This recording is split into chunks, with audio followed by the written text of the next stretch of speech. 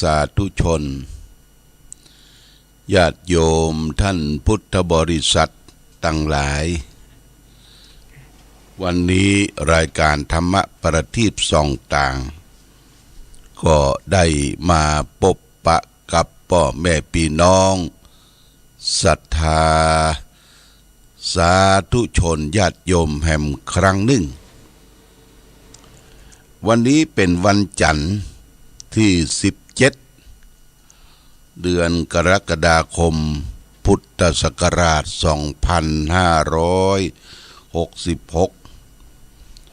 ซึ่งตรงกับเดือน10เหนือแรม15ค่ำญาติโยมเป็นเดือนดับเนี่ยวันนี้เป็นวันพระวันศีลเดือนดับเป็นเดือน10ต้นเดือน10ต้นต่อไปก็เดือน12เนี่ย12หนก็จะสิ้นเดือนของเดือนกรกฎาคมต้นเดือนสิงหาวันที่1จะเป็นเดือน10เพ็งเป็นวันอาสาฬหบูชาเป็นวันเข้าพรรษาของศรัทธาญาติโยมพระภิกษุสงฆ์องค์สังฆจายทั่วปริมณฑลที่นับถือพระพุทธศาสนาแต่ว่าวันเวลาเคลื่อนย้ายคล้ายไปอย่างจังหวัดเจียงตุงเนี่ยเมืองพม่าเปิ้นก็เข้าภาษาละญาติโยมนะตอนนี้เข้าภาษาแล้วเป็น10เพ็งที่แล้วเนี่ยเปิ้นเข้าพรรษาเพราะว่าเปิ้นเอา10หนเดียวเนาะก็มาตรงกันวันนี้ได้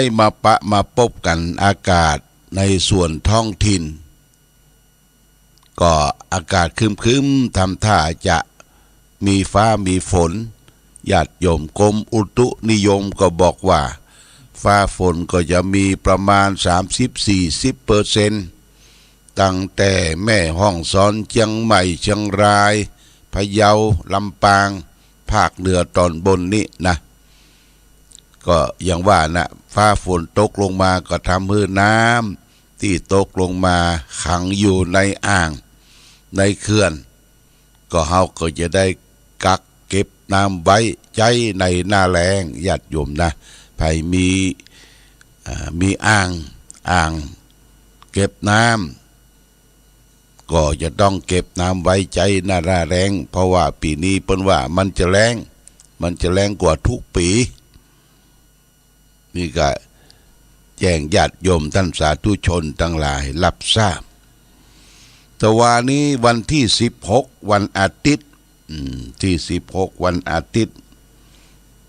ทางอำเภอฝางเขาก็มีการอบรมมัคคนายกหรือพ่ออาจารย์ประจำวัดประจำวาพร้อมโดยพระสังฆาธิการระดับเจ้าอาวาสที่ได้คัดสรรเลือกการอบรมจำนวน250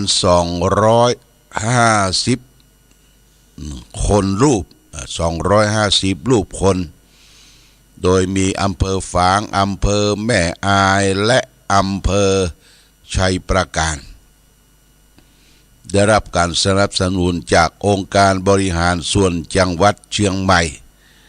ได้จัดสรรงบประมาณเป็นค่าพิมพ์หนังสือหนังหาค่าภัตตาหารค่าอาหารกลางวันและค่าเบรกตลอดถึงน้ำปานะน้ำดื่มน้ำกินอันนี้องค์การบริหารส่วนจังหวัดเชียงใหม่โดยการดำเนินงานของท่านเจ้าคุณพระราชมุนีเจ้ารองเจ้าคณะจังหวัดเชียงใหม่ฝ่ายการศึกษาอยู่ที่วัดสวนดอกท่านก็ได้ขึ้นมาบรรยายขยายใจความแก่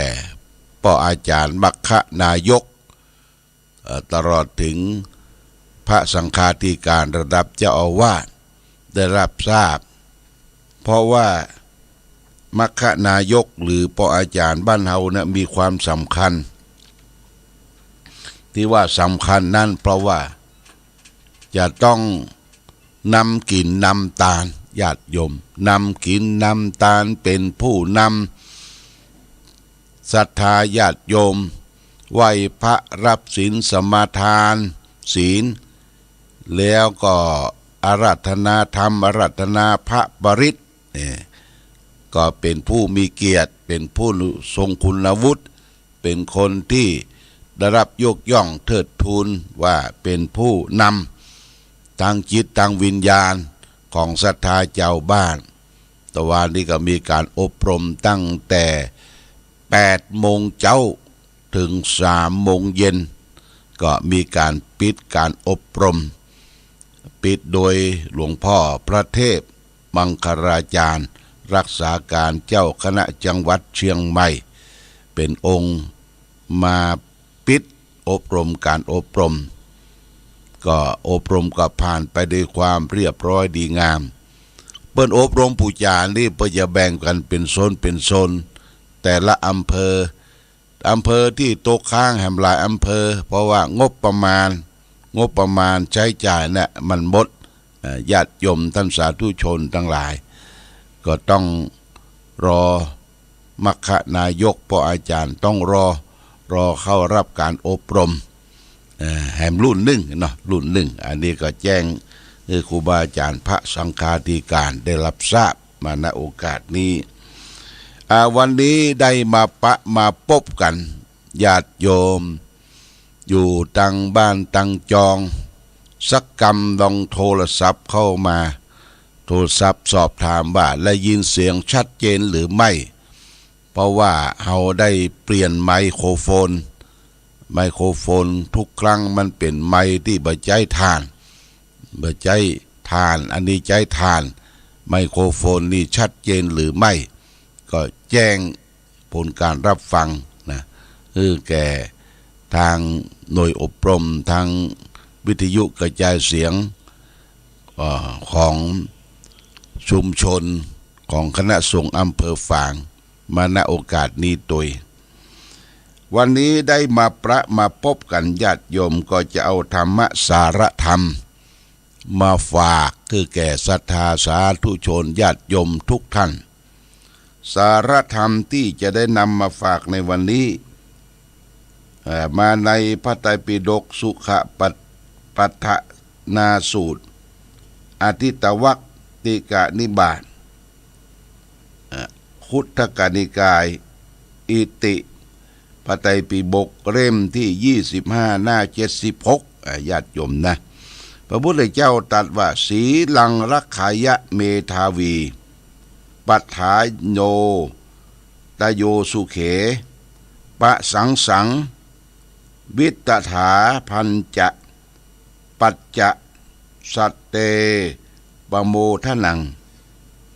ผู้มีปัญญา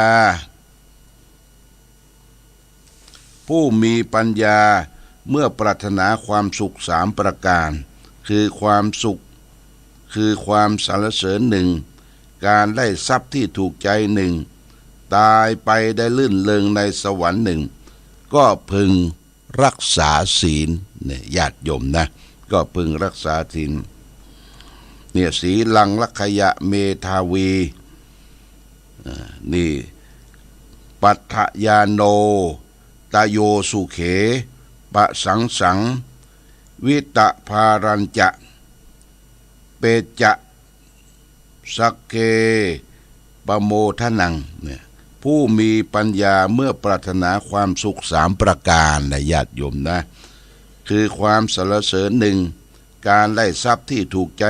1ตายไปได้ลื่นเริงในสวรรค์1ก็พึงรักษาศีลเพราะฉะนั้นเปิ้นจะสรุปว่าศีลเนี่ยเป็นเรื่องสำคัญศีละย่อมเป็นมูระแห่งนิพพานศีลเป็นเงาที่จะเข้าไปสู่นิพพานคือความสุขสงบเย็นได้หลักการของการประพฤติปฏิบัติของเราชาวพุทธทั้งหลายที่จะทำให้เกิดบุญเกิดบารมีเกิดความสุขได้มี3 อย่าง1ความสุขเกิดจากการให้ทาน 2ความสุขเกิดจากการรักษาศีล 3ความสุขเกิดจากการเจริญสมาธิภาวนาทานศีลภาวนาเนี่ยก็จะเป็นปัจจัยเป็นเครื่องนำทางคือเกิดบุญเกิดกุศลเป็นกิริยาที่เราชาวพุทธทั้งหลายพึงได้กระทำนะพึงได้กระทำกันทุกท่านทุกคนทีนี้วันนี้ก็จะมากล่าวเรื่องหัวใจก่อนเรื่องของศีลศีลแปลว่าปกตินะญาติโยมสอคอสลาสลีลอริงศีลแปลว่าปกติปกติกายปกติวาจาปกติกายก็ไม่ฆ่าสัตว์ตัดชีวิตไม่ประพฤติผิดในกามลักเล็กขโมยน้อยหยิบฉวยของบุคคลอื่นและไม่ดื่มสุราและเมลัยนี่ปกติกายปกติวาจาก็คือไม่พูดเท็จไม่พูดส่อเสียด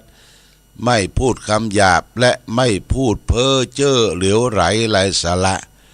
อันนี้คือปกติวาจาศีลรักษากายวาจานะรักษากายวาจาให้เรียบร้อยศีลเป็นเครื่องอาภรณ์ประดับกายประดับวาจานะคนจะงามน้ำใจใช่ใบหน้าคนจะสวยจัญญาใช่ตาหวานคนจะแก่ใช่แก่เพราะอยู่นานคนจะโรยศีลทานใช่บ้านโตนี่ญาติโยมนะเนี่ยศีลจึงเป็นรากเหง้าของความดีทั้งหมดศีลแบ่งออกเป็นหลายประเภทศีล5สำหรับฆราวาสเจ้าบ้านเรียกว่าจุลศีลศีล5มี5ข้อสำหรับฆราวาสเจ้าบ้านเฮาทั่วไปพึงรักษากันในปัจจุบันเปิ้นก็เปิดหมู่บ้านรักษาศีล5คือผู้คนรักษาศีล5เพื่อเกิดความสงบสุขระหว่างตัวเองครอบครัวสังคมชุมชนประเทศชาติบ้านเมืองถ้าที่ไหนมีศีลรักษาศีล5กันทั่วไปเนี่ยญาติโยมก็บ่มีการเบียดเบียนกันบ่มีการลักเล็กขโมยน้อยหยิบฉวยคดโกงกันแต่ก็บ่ประพฤติผิดในกามที่ลักที่ห่วงที่แหงสารักสามีเมียแปลงของตนเองแล้วก็บ่ได้กล่าวจ้วงจาบพูดเท็จพูดจุพูดไล่คนอื่นเขาสุดท้ายถ้ามีศีลมีธรรมกันหมดก็บ่ได้ไปดื่มสุราและเมลัยอันเป็นเครื่องดองของเมาอันเป็นที่ตั้งแห่งความประมาทตลอดถึงยาเสพติดทุกชนิดที่เกิดขึ้นระบาดไปทั่วในปัจจุบันเนี่ยญาติโยมนะเขาก็มามองว่าโอ้ถ้าเอาศีลมากางถ้าเขารักษาศีลได้ครบถ้วนบริบูรณ์เลยจะเป็นมนุษย์ที่สมบูรณ์มนุษย์กับคนนี่ต่างกันญาติโยมมนุษย์แปลว่าเป็นผู้มีจิตใจสูงจิตใจประเสริฐมนะแปลว่าใจอุสยะแปลว่าสูงกรรม2กรรมมาบวกสมาทกันเป็นมนุษย์เป็นผู้มีจิตใจสูงจิตใจประเสริฐหลวงพ่อพุทธทาสท่านได้กล่าวเป็นคำกรสอนใจว่า เป็นมนุษย์เป็นได้เพราะใจสูงเหมือนหนึ่งยูงมีดีที่เวียวขนถ้าใจต่ำเป็นได้แต่เพียงคนย่อมเสียทีที่ตนได้เกิดมาใจสะอาดใจสว่างใจสงบถ้ามีครบควรเรียกมนุษย์สาเพราะทำถูกพูดถูกทุกเวลาเปรมปรีดาคืนวันสุขสันต์จริงใจสกปรกใครมีเข้าก็ร้อนเร่าว่าผีสิงเพราะพูดผิดทำผิดจิตประวิงจิตยังอิงเกือกกั้วชั่วอบายญาติโยมนะเป็นมนุษย์เป็นผู้มีจิตใจสูงที่มันเดือดร้อนวุ่นวายเพราะคนเอาจิตใจมันต่ มันไม่ได้เป็นมนุษย์มันเป็นคนคนนี่แปลว่ายุ่งญาติโยมคนนี่แปลว่ายุ่งเพราะเอาคอควายกับนอหนูมาปนกันลูกมาบวกกันเป็นคนมีคอคนบ่ใจคอคนยุ่ง ยุ่งไปเรื่องราวต่างๆเลือกตั้งมาแล้วก็ตั้งรัฐบาลยังบ่ได้เด้อญาติโยมนะ2 เดือนไปละเพราะคนมันยุ่งอันแก่ตัวเองเห็นแก่คนนั้นคนนี้บ่สามารถที่จะลงจากอำนาจของตัวเองได้เนี่ยบริหารความประโยชน์ของประเทศชาติบ้านเมืองนี่คือคนญาติโยมถ้าเปิ้นเป็นมนุษย์แล้วก็เปิ้นก็สร้างสรรค์ประโยชน์ตนประโยชน์ท่านประโยชน์ประเทศชาติบ้านเมืองนี่คือมนุษย์นะมนุษย์เป็นผู้มีจิตใจสูงทีนี้เขาจะเป็นมนุษย์หรือเป็นคนเขาก็มาตรวจสอบตัวเองญาติโยมตรวจสอบตัวเองเปิ้นฮื้อคะแนน100คะแนน100ศีล5เนี่ยมีคะแนนข้อละ20 5ข้อก็100พอดีเขาก็มาตรวจสอบตัวเองว่าเขาสอบตกก่อข้อที่1ตรวจสอบว่าเขาสอบตกข้อที่1ก็ปานาติปาตาเวรมณีสิกขาปะทังสมาธิยามิพึงเว้นจากการฆ่าสัตว์ตัดชีวิตเบียดเบียนสัตว์เล็กสัตว์น้อยนี่ญาติโยมนะถ้าเราทำผิดทำพลาดฆ่าสัตว์เป็นอาจินประจำเขาก็สอบตกไปเสียคะแนนไป20ละญาติโยมนะ20ละเสียไป20เหลือแฮม80นะ80ก็มาตรวจสอบดูตัวเองแฮมอาทินนาทานาเวรมณีสิกขาปะทังสมาธิยามิเนี่ยคือได้ลักเล็กขโมยน้อยหยิบฉวยของบุคคลอื่นได้ช่อได้โกงได้กาขายกดเดียวกันโกงตาจั่งตาย้อยญาติโยมนะเขาทำอย่างนี้ก็ผิดศีลข้อที่2คือถือเอาสิ่งของที่เจ้าของบ่ได้ให้ด้วยการหยิบฉวยขโมยของบุคคลอื่นก็ผิดไปแหม20ล่ะนะคะแนนเขาตกไปแหม20เหลือ60ญาติโยมเหลือ60นี่ข้อที่3ข้อที่3กาเมสุมิจฉาจาราเวรมณี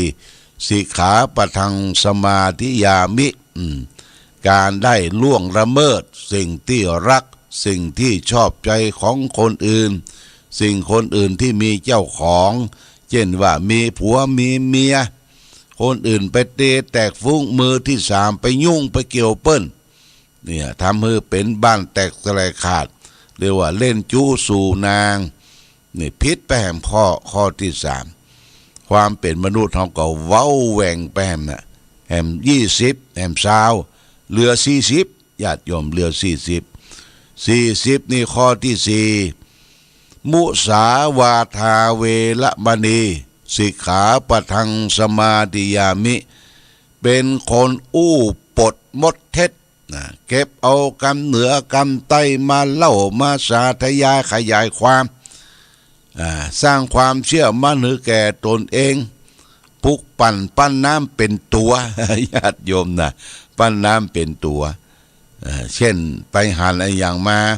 สัวงูมันไต่ผ่านหน้าไปทางหุ่นตางตัวเต้าอย่างล่ะกูเปิ้นบ่เจี้ยโปดโต้งูใหญ่ตัวเต้าแขนเนี่ยเลยผ่านหน้าไปวะดูเรียกว่าคนอู้โมอู้ปดหมดเท็จอู้ได้วันค่ำญาติโยมอู้ได้วันค่ำบ่ฮู้เอากำอู้ที่ไหนมาอู้ได้วันค่ำเรื่องของคนอื่นทั้งนั้นเรื่องตัวเก่าบ่สนใจ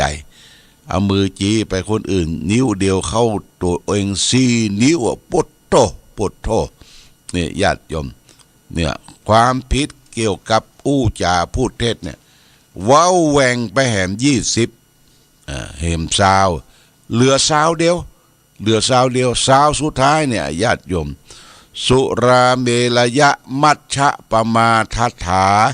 เวรมณีสิกขาปะทังสมาธิยามิ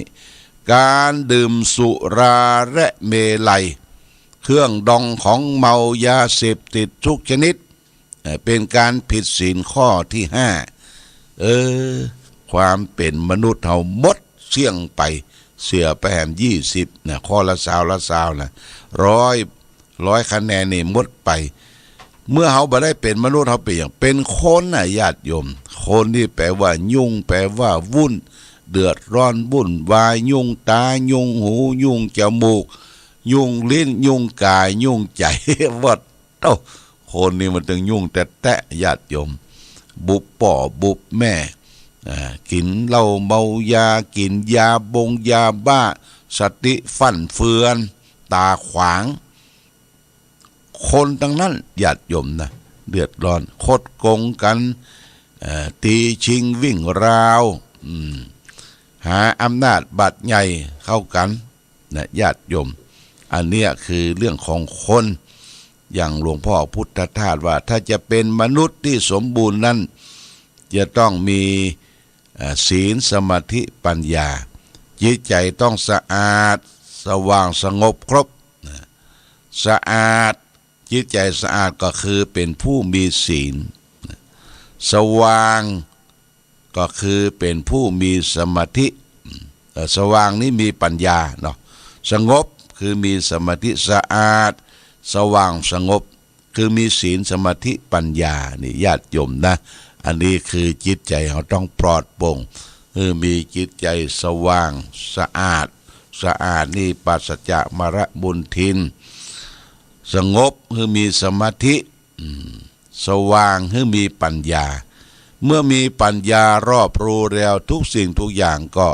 สำเร็จด้วยปัญญามีปัญญาเหมือนมีทรัพย์อยู่นับแสนมีปัญญาและทรัพย์อื่นไม่ขาดแคลนปัญญาเหมือนกับทรัพย์แสนโกฏโทษไม่มีเนี่ยปัญญาเนี่ยญาติโยมมีคุณมากสำหรับคนเราทั้งโลกิยะปัญญาและก็โลกุตระปัญญาโลกิยะปัญญาก็คือปัญญาของโลกิยชนทั่วไปที่คิดเก่งทำเก่งหาเบี้ยหาเงินด้วยความซื่อสัตย์สุจริตนี่คือโลกิยะปัญญาโลกุตระปัญญาที่อยู่เหนือโลกอยู่เหนือความทุกข์อยู่เหนือปัญหาทั้งหลายนี่ต้องเสาะแสวงหาเป็นปัญญาทางพระพุทธศาสนาเป็นปัญญาที่เลิศประเสริฐที่สุดเรียกว่าโลกุตระปัญญาที่อยู่เหนือความทุกข์อยู่เหนือโลกอย่างนี้เป็นต้นเอาละญาติโยมท่านสาธุชนก็ได้เวลาพอสมควรที่ได้มาพบได้รับฟังธรรมะวันนี้จะชัดเจนเป็นประการใดเพราะใจใหม่ไมคอนิเซอร์คือฐานมันมีในตัวถ้าฐานอ่อนก็คงจะเปลี่ยนฐานใหม่ก็ได้ยินได้ฟังแล้วเป็นปัจจัยก็แจ้งผลการรับฟังมาในญาติโยมได้วันนี้รายการธรรมะประทีปส่องต่างต้องขอลาก่อนขอผู้ฟังจงตั้งมั่นจิตหันษาโดยธรรมะขององค์พระพุทธาได้นำพาให้เกิดความสุขสงบเย็นขอเจริญพร